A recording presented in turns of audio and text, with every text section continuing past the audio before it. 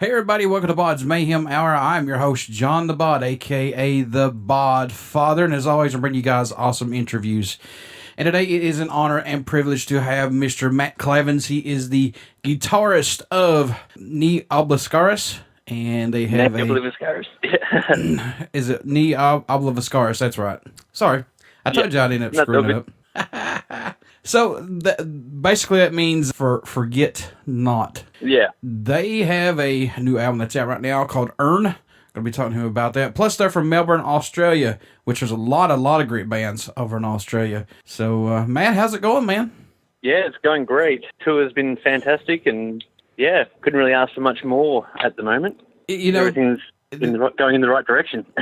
This new album you guys have out is pretty damn good, man. Libera Part 1, Eerie is another song I like on this.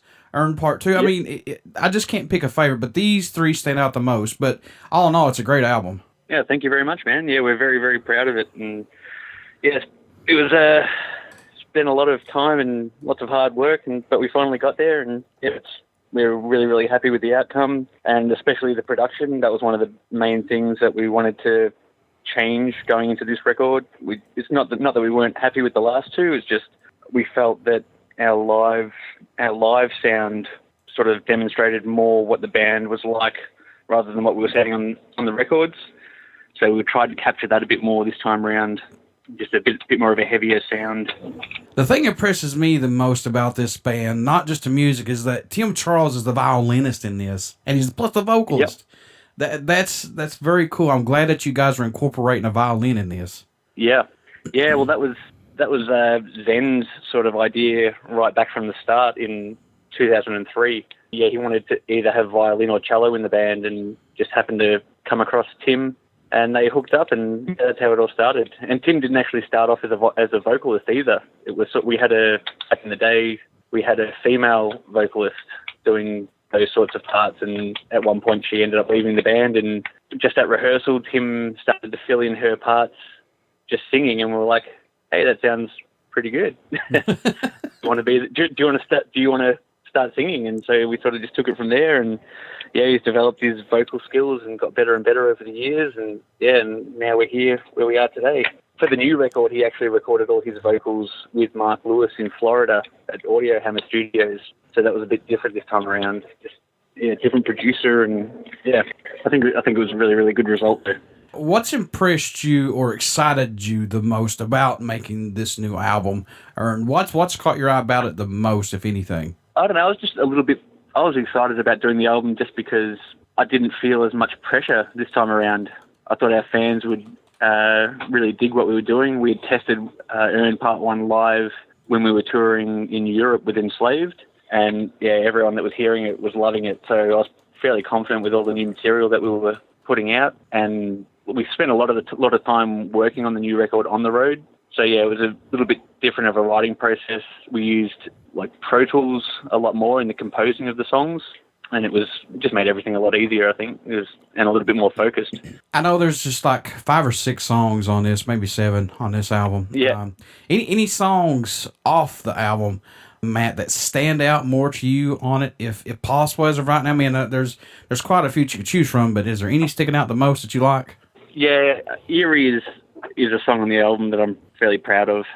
Tim and I spent a lot of time working on that song, and it was just very different. The song sort of didn't really come together until the end when we were in the mixing stage, and we still weren't sure how the song was going to turn out. But we were working on that song right up until the very, very, very last day. So that was, and it wasn't until then that we sort of got it how we wanted it to sound. And that song is something that's a little bit different to everything else that we've done. And so the response to it has been fantastic. We didn't actually think it would be received quite as well as it has been, and that's why we haven't been playing it on this tour. It seems to be the song, one of the new songs that everyone's been asking for. So I think we'll definitely be including that into the set list in the future. It definitely sticks out. I mean, I'm not knocking the rest of the songs or anything like that, but I mean, that song is tremendously overwhelming great, dude. Yeah, thank you, man. Now, you mentioned producer Mark Lewis on this album. How was working with him? Did he just let you guys go about your own way and then step in, or how hard did he push you guys? Well, we actually tracked everything in Australia with Troy McCosco, who we've worked with on the last 2 records as well. Okay. And it was just the mixing and mastering. Tim flew over to Florida. And the clean vocals. Tim had flown over to Florida to work in the studio with Mark Lewis. We just felt it was going to be much easier to have someone there than try and do it by correspondence, because we've done that with the last couple of records, like living in Australia and getting it mixed in Europe. And it was just the time difference and the delay between each lot of mix notes was taking far too long. We just wanted to really condense that time down. So we felt the quickest way to get a sort of a start point on the mix is to have someone in the room with Mark. So before the rest of us even heard the first mix, like Tim already knew what we were after, so he was able to sit there and make sure Mark knew what we were going for right away, which helped the process, and sped it up quite a lot. I mean, eventually, would you guys like to have somebody there locally to help you guys mix, besides having to send somebody all the way across the ocean, That would be fantastic. We did consider bringing Mark Lewis over to Australia so we could all be there, but it just didn't quite work out that way. But yeah, that would definitely be a good way to do it. Yeah. How much growth musically have you seen yourself plus the band go through up to the release of this album, or has it just been more of a personal growth for each of you guys? Definitely been a lot of personal growth for each of us for this record. Yeah, that's one of the main things. We just wanted to make sure that we were really focused on what we were doing and focusing solely on the album for this time around, because when we were writing the album, when we were tracking the album, we didn't have a bass player, so we had to enlist someone to play on the record, and we didn't really want to stress too much about finding a permanent member straight away. We just wanted to find someone that we knew would be fantastic, and so we enlisted Robin Zilhurst from Exvius and One Godless, and he used to play in Cynic back in the day, and yeah, he's done an amazing job. If you hear the bass that he tracked for Intravenous, that's pretty much the demo that he sent us just to see if we liked what he was coming up with. Once we got that, we were pretty confident that he was going to do an amazing job on the record. What's he brought to this band, man, that may have been missing bassist-wise? A lot more low end in his playing style as well. We did ask him for that. We wanted a heavier sound, so that was one thing he changed a little bit. But Robin has his own style, but yeah, he and our previous bass player, they listened to a lot of the same bands. They're influenced by a lot of the same people. So we knew straight away that his style would suit our music. But yeah, once again, it's in Robin's own little playing style. It is different to how we used to have it, but yeah, it's still amazing. We're still very, very happy with how it all is. Your first demo, the Aurora Veil from 2007, had a massive impact in the metal underground. How crucial was that for this band, and what was your guys' thoughts when you all started seeing and hearing the responses from the fans? Yeah, that sort of blew us away, and yeah, I don't think we really understood the impact that had for us until a little bit later when we released the first album, and then saw how established our fan base was around the world and the response that we got from that. So yeah, I think that had a big thing to do with it, surprisingly. Even because it was just a small little demo. Yeah, 3 songs. Didn't really know where it would take us, but yeah, no, it was good. Now, you mentioned on this, on recording Earn, you guys did it through Pro Tools, things like that. Do you guys do anything differently other than from this album during the writing and recording process to help keep your minds open and fresh, to not let the music get stale? Yeah, for sure. We wrote a lot of it on the road. So that's something that was different this time around. Like every other time, we've pretty much done most of the writing as a group in a rehearsal sort of situation. People obviously would still work on stuff at home and then bring it in, but we'd all work on the piece together.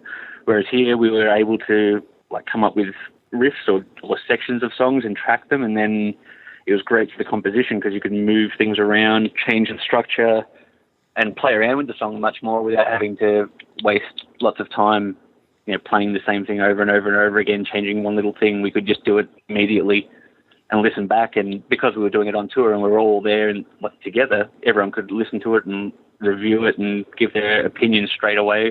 So it was just much, much more efficient this time around. Yeah, a lot of bands are actually doing the Pro Tools. They're not really, they'll go to the recording studio, but they'll do a lot more with Pro Tools, then they'll go to the recording studio. So it's lots have changed now from back in the day. Yeah, it's technology. You just got to move with the times. What's available to us now is much better than what was available to us years ago, and yeah, it's all becoming more user-friendly and affordable for most people to invest into. How's it been working with Season of Mist Records? How's it been working with that label?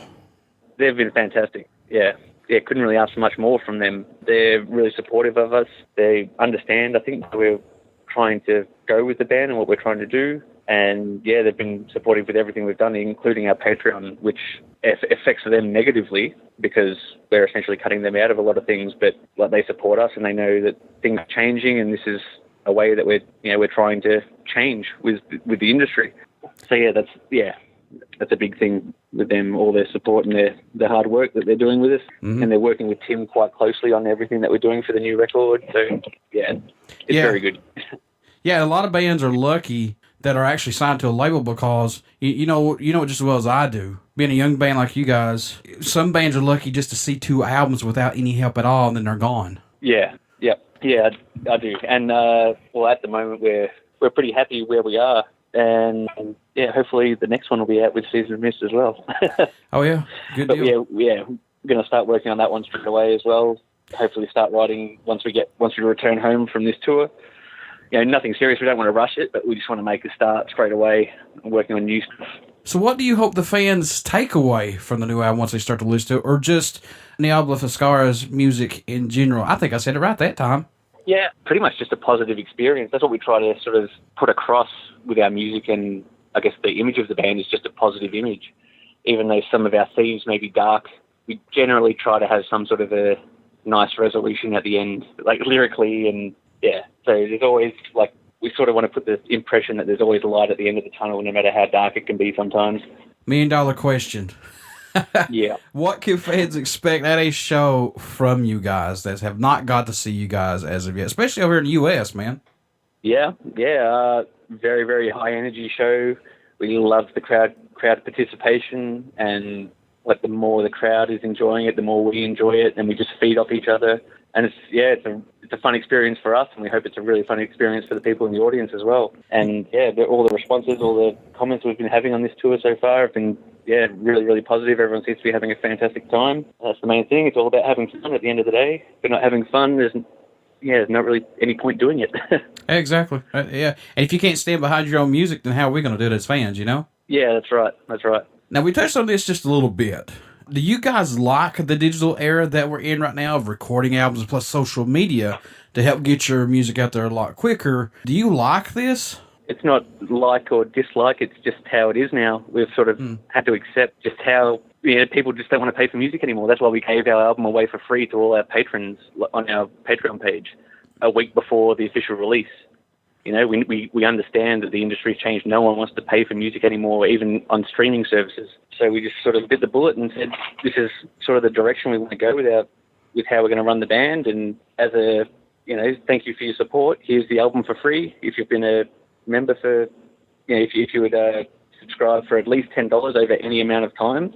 So this is even for the people that were subscribing to our service for $1 a month. If they had been with us for 10 months or $1 a month, they got the album for free. Like the little things that we like to give back to our patron members.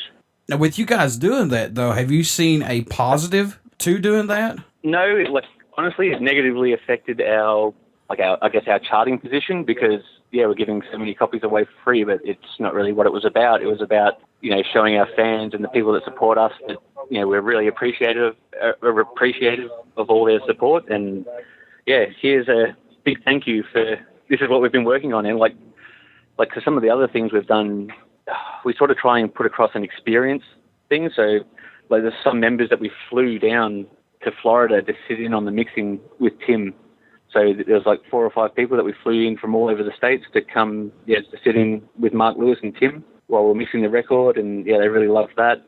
And we do lots of things like that. Like we go out for dinner with some of our friends and fans and hang out, invite them to sound check. And we try to make it a much more personable experience for our fans, because it's only because of them that we can do what we're doing. If it wasn't for them, we'd still be in the garage. Right, and you guys get it. That's kudos for you guys, man. Yeah. That's awesome. Yeah, no, the fans are very important thing to us, and their respect. Yeah, there you go. If they don't support you, they're the ones who put you where you are. That's it. That's right. Yeah. So what about support-wise? Is there a country or a region that surprises you that you guys get support from that area? Not surprised. The US we have the most support in the US, and we've known that for a while. Mexico, we have a lot of support there, but we've never been there before.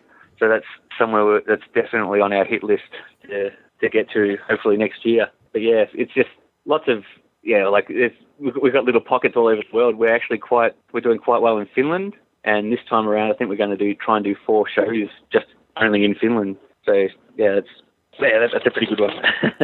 So what about support in Australia? I mean, I figured you guys would get like a huge support over there as well. Yeah, definitely. Yeah, the support in Australia has always been massive, but obviously we've had a lot more time to establish ourselves there. We've been playing live in Australia since 2006.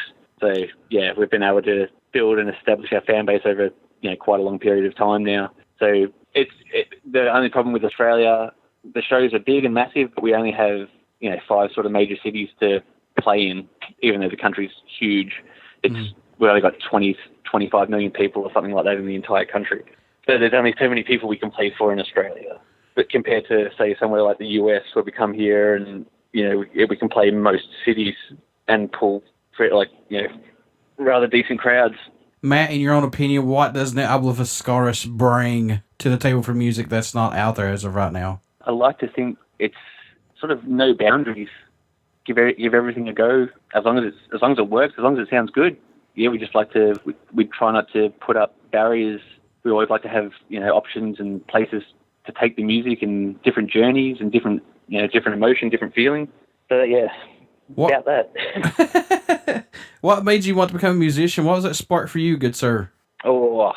I used to be a massive Nirvana fan. Back in the day. Yeah, and so yeah, that's pretty much the reason why I started playing guitar. I was always a music fan. Like even when I was in the younger years, like listening to pop music like Michael Jackson and all that sort of stuff.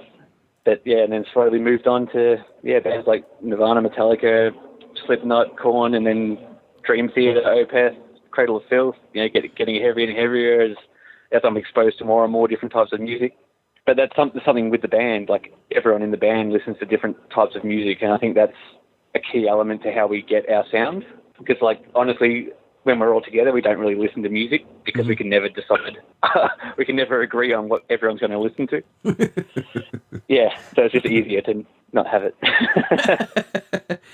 Folks, it was an honor and privilege to have Matt on the show this evening. You can go out and pick up Earn right now. It's been released, and pick that up. So, Matt, how can folks stay in touch with you guys, buy some merchandise, buy some albums off you guys, tour dates? How can they do that? Yeah, you can go to our Facebook page, just type in the band name, and our page will pop up straight away. Or alternatively, you can go to our Patreon site, which is www.patreon.com/Ne Obliviscaris. And you can see all this extra content and special events and experiences that we have on offer there, and see if that's something that people are interested in. Before I let you go, would you care to do a promo for the show? Sure, mate. This is Matt from Ne Obliviscaris, and you're listening to BODS Mayhem Hour. Everybody stick around. We got some great music coming up, and you only hear these interviews right here on BODS Mayhem Hour and Uber City Radio. I know I screwed their band name up, but Matt, thank you so much for being on the show this evening. No worries. Thank you very much for having me. Not a problem. Have a good one, man. You too, mate. Thank you. See ya.